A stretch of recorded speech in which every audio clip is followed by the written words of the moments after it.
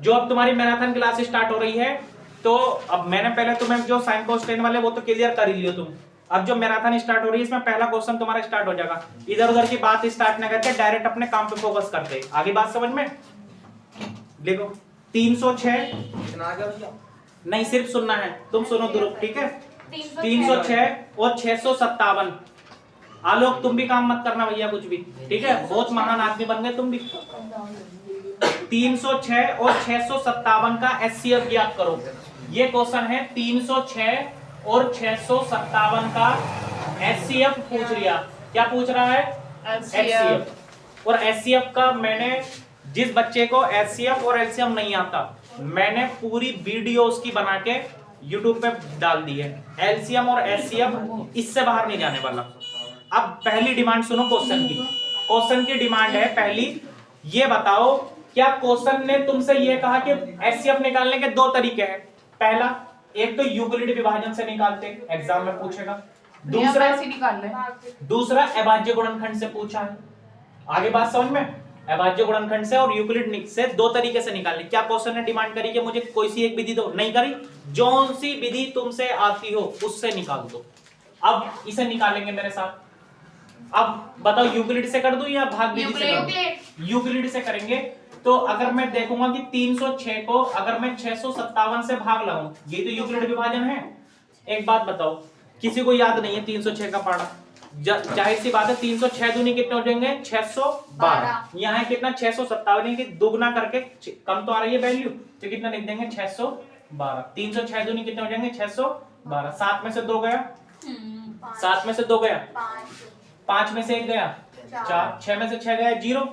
अब जो संख्या यहाँ बच जाती है उससे इसे भाग लगा देते हैं 306 को। कोई बच्चा कह रहा है कि भैया ये कैसे आ रहे हैं, क्या हो रहा है? एलसीएम और एचसीएफ की कंप्लीट वीडियो पड़ी है, जाके देख लो। 45 दूनी कितने होते हैं? 90। और 90 दूनी कितने हो जाएंगे? 180। आगे समझ में?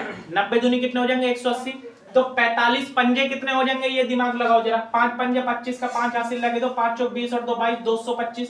इसका मतलब 6 बार भी लेके देख सकते हो। 6 पंजे 30 हासिल लगे, 3 6 चौक 24 और 3 27, 270।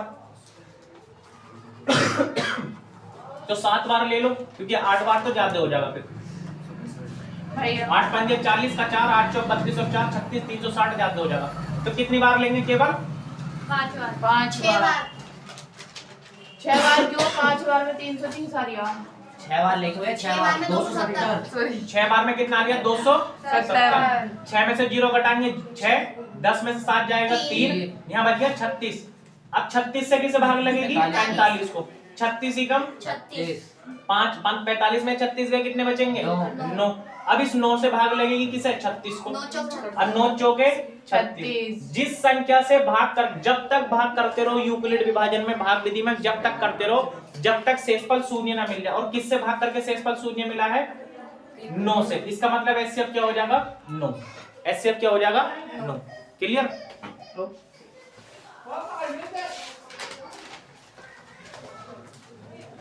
जब तुम उतारा करो तो इसे रोक दिया करो। ये खड़पा जब खचरा लोग हो करे तो जब भी बंद कर दे करो। जो कह दिया उसे मान लो। अगला क्वेश्चन है, कह रहे कि √5 एक अपरिमेय संख्या है, इसे सिद्ध करो। ये क्वेश्चन लिख के ले जाना, और जो 17 नवंबर से प्रैक्टिस बैच में पढ़ रहे हैं उनको भी क्वेश्चन कम से कम भी नहीं तो लगा लो कितने क्वेश्चन हो गए होंगे लगभग तुम्हारे? क्यों भाई? 150-200। अरे 150-200 तो बहुत कम है। रोज के हम निपटा देते थे कम से कम 15-20 क्वेश्चन। 700-800 1000 हो गए। 3 महीने के हिसाब से लगा लो। अगर हमने एक दिन में मोटे तौर पे लगा रहे हो 10 क्वेश्चन भी हुए होंगे हमारे। 3 महीने के यानी कि 90 दिन में भी मैं तो और 85 दिन ले रहा हूँ उसके, तो 85 से कर दो यानी कि 850 क्वेश्चन हो रहे। 850 क्वेश्चन हो रहे। 50 को भी खत्म करो, 800 क्वेश्चन तो हो रहे। कुछ तो फंसेगा उसके अंदर से। आगे समझ में? याद कौन करता है? प्रैक्टिस करनी पड़ती है। √5 एक अपरिमेय संख्या है, कैसे करोगे? एग्जाम में आगा क्वेश्चन। सबसे पहली लाइन लिखोगे, माना √5 एक परिमेय संख्या है। परिमेय संख्या है। सबसे पहला स्टेप ये कर दोगे, परिमेय संख्या है। जब ये परिमेय संख्या है तो किसके बराबर हो जाएगी? ये किसके बराबर हो जाएगी? P अपॉन बोर्ड में खास ध्यान रखना, जो बीच की लाइन जाएगी वो बराबर के बिल्कुल बीच में से जाएगी। बिल्कुल बीच में से जाएगी। अब ये जो Q है, Q इधर गुणा में, तो इधर किस में चला जाएगा? भाग में। इधर ये गुणा में, भाग में। तो अगर मैंने गुणा में बोल दिया तो तुम भी यही बोलोगे। अब तुम्हारा साल का लास्ट चल लिया, ये चीज चेक करने की तो होती, ये भाग में तो इधर गुणा में, तो क्या हो जाएगा? √5 इंटू में Q, ये गुणा का चिन्ह है, इधर हो गया P। थोड़ा सा और अच्छा बनाने के लिए √5 जो है, अगर इसे चाहेंगे तो क्या कर सकते हैं? दोनों तरफ वर्गमूल कर सकते हैं, वर्गमूल खत्म हो जाएगा। चाहो तो यहाँ भी स्टेप बहुत से टीचर, बहुत से बच्चे यहाँ भी स्टेप अपना रोक देते हैं। थोड़ा सा स्टेप आगे जाऊंगा मैं। दोनों तरफ क्या करने पर? वर्ग करने पर। दोनों तरफ वर्ग करने पर, दोनों तरफ वर्ग। एक बात याद रखना, बोर्ड में जब बैठोगे तो स्टेप मार्किंग होती है, अगर तुमने कोई स्टेप छोड़ा तो तुम्हारी मार्किंग हो जाएगी, इसलिए अपने स्टेप मार्किंग से बचना है तुम्हें, उसको अच्छे से फॉलो लेके चलना। अब एक बार बताओ, इधर जो अगर वर्ग करूंगा तो इधर हो जाएगा 5 का वर्ग करूंगा तो कितना हो जाएगा? 5, क्योंकि अंडर रूट से स्क्वायर खत्म, अंडर रूट से स्क्वायर क्या हो जाएगा? खत्म। अब Q का स्क्वायर करूंगा, इधर P का स्क्वायर करूंगा तो 5 का स्क्वायर, ये 5 25 नहीं 5 अंडर रूट से स्क्वायर खत्म, प्लस इधर Q का स्क्वायर, इधर हो जाएगा P का स्क्वायर। अगर 5 बताओ इधर किस में है?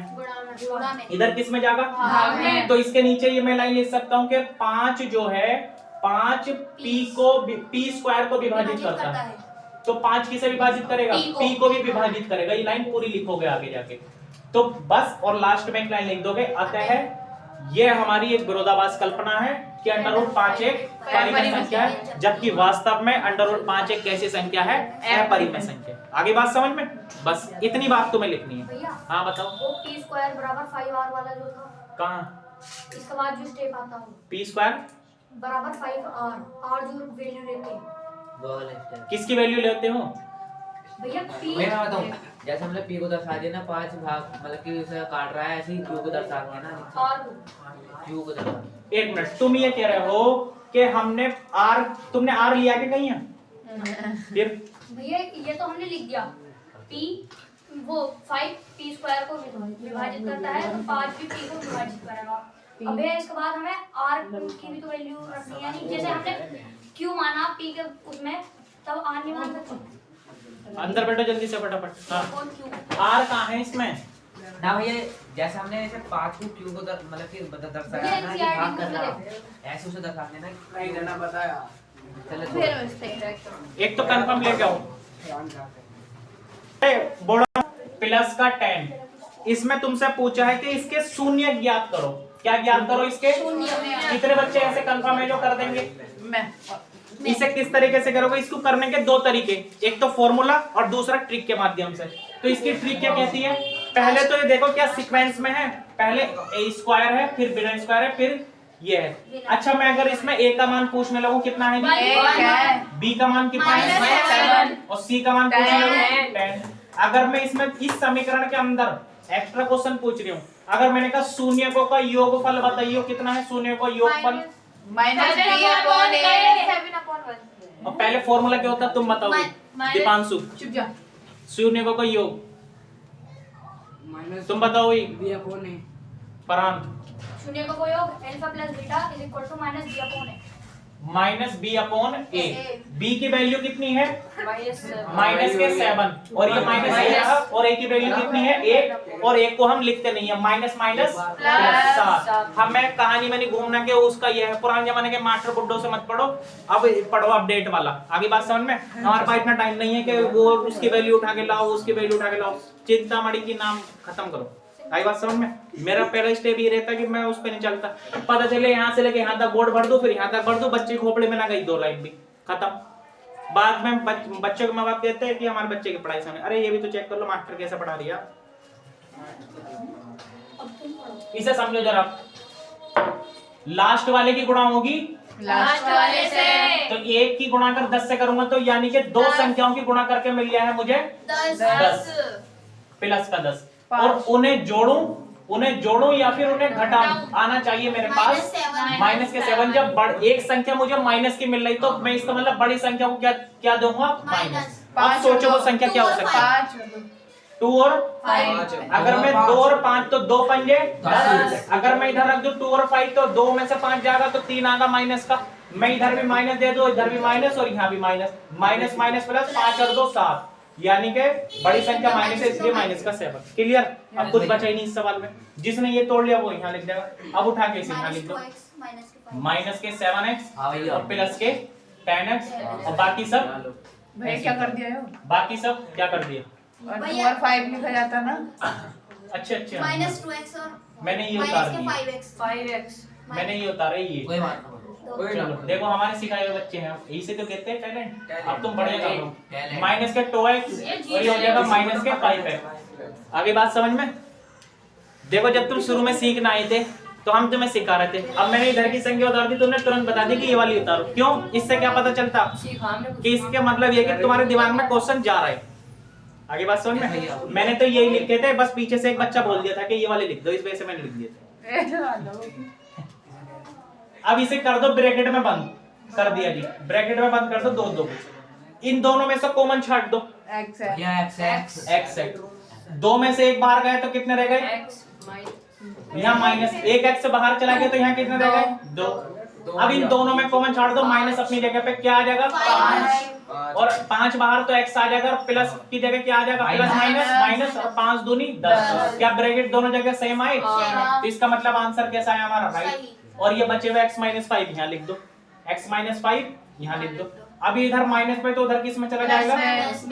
तो x से बराबर 2। इसे तुम करके दिखा देना, क्योंकि इधर उधर चला जाएगा तो किस में जाएगा? x से बराबर 5। क्योंकि कुछ तो तुम भी करो, क्योंकि अप्रैल के महीने में तो बैठे नहीं कि इधर मैं भी करूं इधर तुम करो, कुछ मैं कुछ तुम। आगे समझ में? ये ऐसे ही होगा। भैया हो गया। अपनी तरफ से दे रही हूँ, ठीक है? उसे करके दिखाओ, सबको दे रही हूँ मैं ये वाला क्वेश्चन, क्योंकि अगर हम बीच में अगर वीडियो को नहीं रोकेंगे तो बहुत बड़ी हो जाएगी फिर मेरी, इसलिए थोड़ी थोड़ी बीच में रोक के इसी हिसाब से चलेगी। लिखो भाई 2x, क्वेश्चन है 2x square, 2x square minus के 7x प्लस के 3। ये क्वेश्चन सभी को अपने आप से करना है, ठीक है? और करके मुझे आंसर बताना है। बस क्या करना है इसमें लास्ट वाले की हिमेश 2 की गुणा 3 से कर दो, कितना हो जाएगा? 6। यानी कि दो संख्याओं की गुणा करके कितना आना चाहिए? 6। और यहाँ इन्हें घटाओ या जोड़ो, क्या आना चाहिए? माइनस का 7। जिस बच्चे को इस तरीके से क्लास डिस्टर्ब करनी हो वो अंदर मत बैठना कल से, क्योंकि और भी बच्चे डिस्टर्ब होते हैं, ठीक है? तो इस तरीके से ध्यान रखना। अब तुम्हें संख्या कुछ सेलेक्ट करनी है, करके तुम्हें दिखाना, क्योंकि मैं एक स्टेप का एक सवाल करूंगा, उसके 10 सवाल तुम घर बैठ के खुद करो, क्योंकि मैं एक स्टेप का 100 सवाल करा दूंगा, तुम उस टाइप के 10 करोगे, तुम 1000 क्वेश्चन तुम ही खुद निकाल चुके होगे। 1000 क्वेश्चन एक बार में, बताओ कहां से फंस जाएगा भाई? समझ में आ रहा है नहीं आ रहा है? क्यों भाई आदित्य वर्मा? चलो अब आगे बढ़ो। एक क्वेश्चन कह रहा है, एक क्वेश्चन ने कहा लिखो जरा कि a बराबर 2, एग्जाम मांगा कि प्रथम पद है 2 भैया। हाँ जी हो गया। हाँ तो बाद में देखेंगे। और d यानी कि सार्वंतर कितना है? 3। भैया हो गया। और n की वैल्यू कितनी है? 10। और इन्होंने कहा कि a tan ज्ञात करो, a tan ज्ञात करो, a tan ज्ञात करो। अब एक बार बताओ, यानी कि हिंदी में अगर इस सवाल को अगर मैं लिखूं तो ये है कि किसी एपी का प्रथम पद 2 है, उसका सार्वंतर 3 है और उसमें पदों की संख्या 10 है, उसका 10वां पद बताओ क्या है? उसका 10वां पद क्या है? टोटल पद उसमें कितने हैं? 10। इसका मतलब 10वां पद क्या है इसमें? अंतिम। इसमें 10वां पद क्या है? अंतिम। एक बात बताओ, अगर मैं बिना फॉर्मूले के जाऊं, इधर देख लो भाई, पहला पद कितना? 2 पहला पद 2 कितने का अंतर चल लिया? 3 का 2 में 3 जोड़ूंगा, 5 पहला, दूसरा, तीसरा, चौथा, 5वां, 6वां, 7वां, 8वां, 9वां, 10वां। इधर देखो 2 में 3 जोड़ूंगा कितना हो जाएगा? 5। 5 में 3 जोड़ूंगा 8, फिर 11 फिर 14 फिर 17 फिर 20 फिर 23 फिर 26 25 25 चलो तुम कहोगे हम भी पेपर में 29। अगर तुम एग्जाम में अगर तुम ये कहो कि भैया हम इस तरीके से कर जाएंगे, चलो ठीक है, एक बार तो मैं मान लूंगा एग्जाम में ठीक कर देगा। अगर ये 10वें पद था तो तुमने कर लिया, अगर 1000 भाग गया तब कैसे करोगे? तो फिर तो एक फॉर्मूला बनाया ना, कौन सा? मगर अब कोई बच्चा कह लेगा भैया तुमने ये वाला बताया था, मैं a tan बराबर a + 9d कर दो। यस भैया। यस भाई क्यों? तो a की वैल्यू कितनी है? 2 9 की जगह 9 डी की वैल्यू कितनी है? तीन। और 9 तिया 27 बोर्ड मास के हिसाब से, और 2 ही हो गए, 27 और 2 29 29। लो इससे कर दो खत्म सवाल। ये कर दो। मैंने बताया था ना, किसी भी एपी का पहला पद और उसका सार्वंतर का मान पता होना चाहिए, यानी कि ए का मान और डी का मान पता होना चाहिए। दुनिया का कोई सा भी नंबर निकाल दोगे, ठीक है।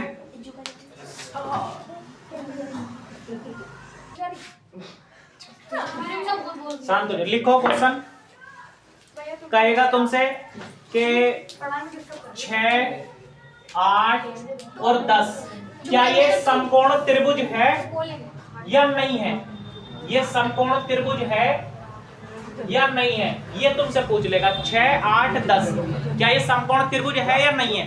तो इसकी पहचान कैसे करोगे? सिद्ध करने के लिए आगा बस तुम्हें एक काम करना, पहला स्टेप, बड़ी वाली संख्या अलग कर दो, बड़ी वाली संख्या अलग कर दो, कर दी। और जो ये दोनों संख्या है इन्हें जोड़ के लिख दो, लिख दिया, और सबके ऊपर स्क्वायर लगा दो, लगा दिया। पाइथागोरस प्रमेय का यूज हो रहा है इसमें भी।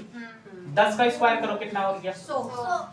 6 का स्क्वायर, 8 का स्क्वायर, और इन दोनों को जोड़ दो, 6, 4, 10 यानी कितना हो गया? 100।